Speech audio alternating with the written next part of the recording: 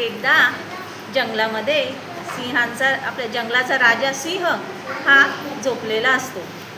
थोड्या वेळाने तेथे एक उंदीर येतो. तो उंदीर हळूहळू खेळत खेळत त्या सिंहाच्या अंगावर खेळू लागतो.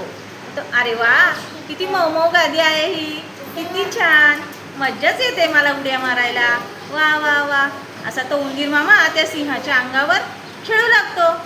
थोड्या वेळाने सिंहाला जाग येते. सिंह बोलतो, कोण आहे बरं माझ्या अंगावर असा चुळबुळ करतोय? सिंह हळूच त्या उंदराची अशी मान पकडतो. पकडल्यानंतर मग सिंह बोलतो, काय रे लबाडा, माझ्या अंगावर खेळतो काय? तुझी एवढी हिंमत, तू मला त्रास द्यायला लागलास, थांब, आता मी तुला खातोच. उंदीर मामा बोलतो. उंदीर मामा खूप घाबरतो. नको नको महाराज, असं करू नका, मी तर एक छोटासा उंदीर आहे, मी नक्की तुमची कधीतरी मदत करेल. अरे तू एवढूसा उंदीर, तू काय माझी मदत करणार आहेस? नको नको महाराज, असं करू नका, तुम्ही तर जंगलचे राजे आहात, तुम्ही माझ्यावर थोडी दया करा ना आणि मला सोडून द्या, मी तुम्हाला कधीतरी नक्की मदत करेन. बरं असं म्हणतोस, ठीक आहे, जा, सोडलं तुला. आता उंदीर मामा उड्या मारत मारत निघून जातो. एकदा काय होतं, पुन्हा एकदा एक दिवस सिंह राजा झोपलेला असतो. जंगलात एक शिकारी येतो आणि त्याच्या अंगावर जाळं टाकतो. जाळं टाकल्यानंतर थोड्या वेळाने सिंहाला जाग येते.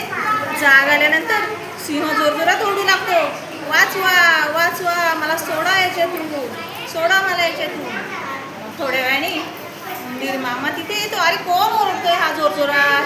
अरे हे तर आपले महाराज, आपल्या जंगलचे राजे, यांनी तर मला जीवदान दिलं होतं आणि हे आता या संकटात अडकलेत वाटतं. थांबा थांबा महाराज, तुम्ही काळजी करू नका, मी आत्ता तुमची या जाळ्यातून सुटका करतो. असं म्हणून तो उंदीर मामा हळूहळू ते जाळं कुरतडायला लागतो. कुरतडायला लागल्यानंतर हळूहळू करून उंदीर मामा ते सगळं जाळं कुरतडतो आणि सिंहाला मोकळा करतो.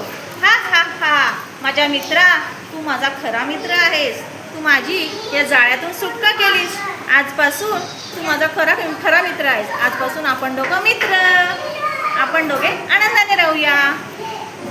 मुलांनो, या गोष्टीतून आपण काय शिकलो? शक्तीपेक्षा युक्ती श्रेष्ठ. एखादा व्यक्ती जरी कमजोर असला तरी त्याला कमजोर समजू नका, कारण तो आपल्याला कधी उपयोगी पडेल हे काही सांगता येत नाही. त्यामुळे प्रत्येक मित्राला जवळ करा आणि त्याच्याशी मैत्रीपूर्ण वागा.